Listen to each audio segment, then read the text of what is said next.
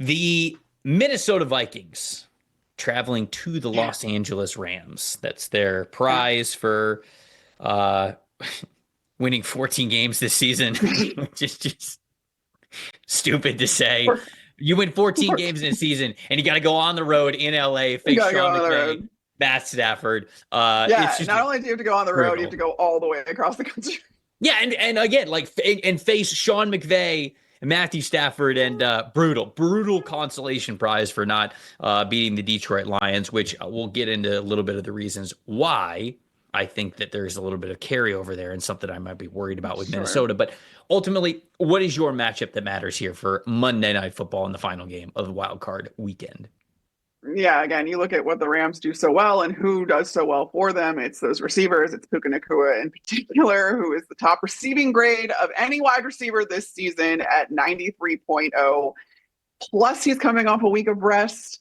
And there's no doubt that he's going to play at least, which differs from the last time the Vikings and the Rams played in the regular season. The Vikings were taken off guard by the fact that Puka Nacua ended up coming back for that game. They did not anticipate that. That was a surprise. Brian Flores talked about that, I believe, today or yesterday.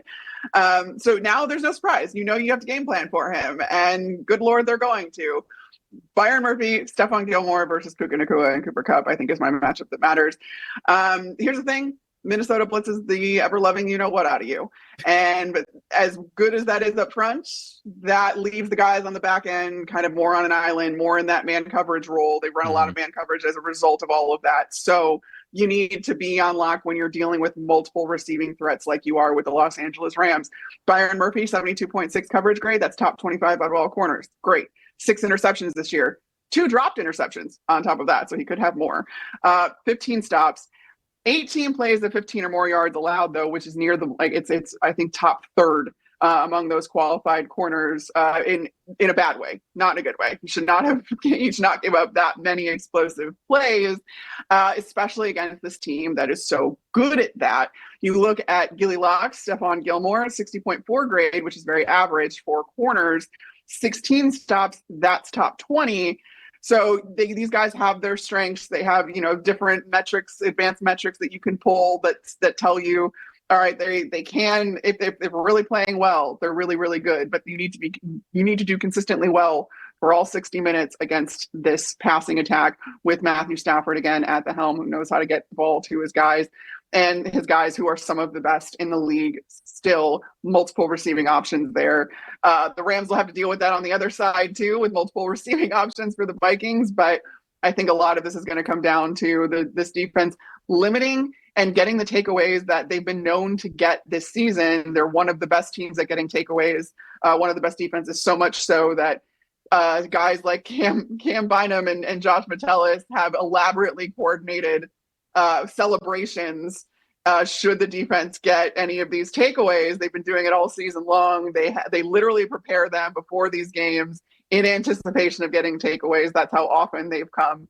That needs to continue, and that is going. I really do think that those outside corners are going to have to play a really large role in shutting down this Rams passing attack.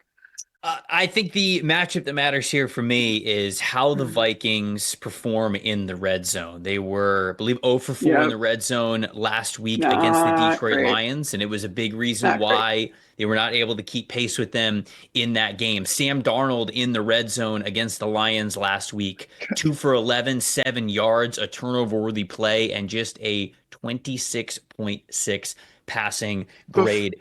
You and I talked about this a little bit earlier this season, right around the middle of the season when we go, okay, hey, the Vikings are obviously playing really well. Shout out to Sam Darnold. He's playing well, but we went in the red zone, though. He was leading the league at some point. I can't remember if it was, 9 weeks or 10 weeks into the season. He was leading the league in turnover-worthy plays in the red zone. It's like, okay, well, we got to clean that up. A lot of stuff's going great, but you got to make sure that you're not putting the ball in harm's way and that you're converting in the red zone. And really, I think it was about week 11, week 12, something like that. He really stopped. He stopped putting the ball in harm's way in the red zone, and they started becoming a very well-oiled machine in the red zone. But against the Lions, they did something very interesting. Nate Tice, I saw him point this out, so I want to give him credit. He was pointing out the fact that the Lions were playing, especially in the low red zone, so not just the 20 yards and in, but 10 yards and 10 in. yards and in. The Lions were they were just playing base. And they were saying, we don't care how many wide receivers you put out there. We don't care how thin you're going to try to stretch the field or spread us out. You will not rush for a touchdown against us. And we are making Sam Darnold beat us in the red zone, because Dalton and I had this conversation during the review episode a couple of days ago. When you go up against really great offenses, chances are you can't stop everything. Chances are you're just going to have to sort of take a risk and say, we're going to just try to take this away from you, and we're going to hope that means enough. And for the Vikings and how well they have played this season, how great Kevin O'Connell has been, how great Sam Darnold has been, how great these receivers have been, the Lions, I think appropriately so, Aaron Glenn was like, we can't say, all right, well, let's stop everything that they're doing. It's an impossible task. But if you can pinpoint pressure points and say, here's our bet, we're going to make it, and we're going to see if it pays off for us. And I think that was their bet this past game, is saying, we've recognized that earlier this season, Sam struggled in the red zone.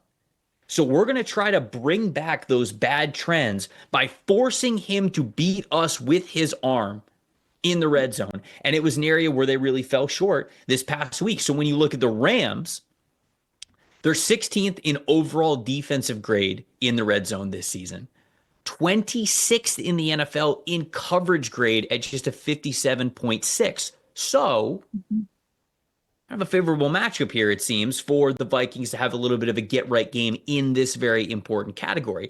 32 of their 44 snaps in the low red zone, though, have come in that base formation. So they are comfortable playing from that base formation in the low red zone, like the Lions were. I wonder if they're going to take notes from what the Lions did this past week and try to implement that same kind of a strategy. So to me, it all comes down to how the Vikings play in the red zone in this game, particularly coming off of the game that they just played against Detroit. Who's your plus factor in this one?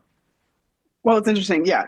When I love this call out, because when you talk about being in your base formation, yes, it's easier to stop the run using base. What else is easier? It's easier to blitz. And that's something that the Lions have done ever since Aiden Hutchinson went out.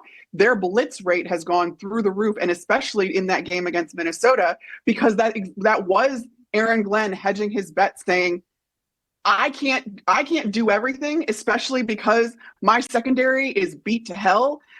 I need to get pressure up front. I need to make Sam Darnold uncomfortable. And especially in the red zone, that paid off, because it's not as if, I think a lot of people were saying, oh, well, this wasn't Kevin O'Connell's best game and he didn't scheme things up and he couldn't get people open.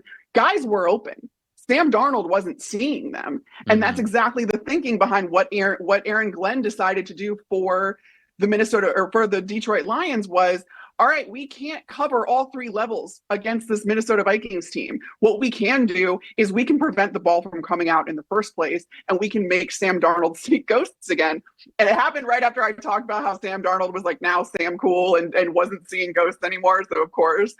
But what they did really, really well was they clamped down in the red zone, and they weren't afraid to bring pressure in the red zone, and that paid off. And I do think that the Rams are going to try to do the same thing, because when you're talking about their coverage grade not being so great in the red zone, well, how do you help that? You get pressure up front. You blitz. You do whatever you have to do to affect the quarterback. And I really think that's exactly what the Rams are going to try to do, which is why my plus factor was, it wasn't exactly a stat, but it's Sam Darnold's relaxation strategy, his meditation strategy, whatever he does to calm himself down, he needs to do it. And he needs this team against any other team they're going to face if they make it through these playoff rounds, because I do think that that's become somewhat of a blueprint with Sam Darnold. Is all you need to do is get him uncomfortable. And if you blitz him, if you pressure him, you're most likely to be able to do that. So I really think that is going to be a huge part of this game. And the Rams' defensive game plan is to make Sam Darnold uncomfortable. Whichever way they decide to do that, they've got some really good young talent along that defensive line in Jared Verse, Braden Fisk, Kobe Turner. Any of those guys have really come on, and the Rams really understood the assignment from letting Aaron Donald retires. They knew it wasn't going to be a 1-for-1 replacement, so instead they got a bunch of young talent that's been extraordinarily effective and extraordinarily impactful in their young careers already. it's going to be very, very interesting. But I do think that if you can get Sam Darnold uncomfortable, the best way to cover Justin Jefferson, TJ Hawkinson, Jalen Naylor, Jordan Addison, all that kind of stuff is just not to let the ball get out in the first place. And it's true. And I think that, Kevin O'Connell to me is sort of the plus factor in this one because like a couple of those guys that you named on the Rams defense and more, 6 of the 11 scheduled starters, regular starters for the Rams defense are either rookies or second-year players. There's nothing that really gets you ready for your first playoffs in the NFL.